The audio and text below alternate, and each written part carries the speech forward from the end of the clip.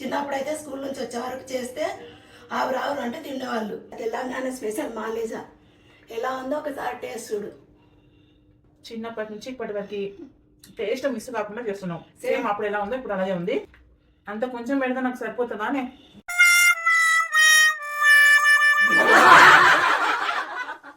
తిను, నీకోసమే కదా చేసింది. మా చెల్లికి కూడా చాలా ఇష్టం, మా తమ్ముడికి, మా ఫ్యామిలీ మెంబర్స్ అందరికీ ఈ మలిజా లడ్డు అంటే చాలా ఇష్టము. మనం తింటుంటే మధ్యలో మధ్యలో బెల్లము, సోంపు, ఇలాచి పౌడర్ అవన్నీ తగ్గుతుంటే చాలా టేస్టీగా ఉంటుంది.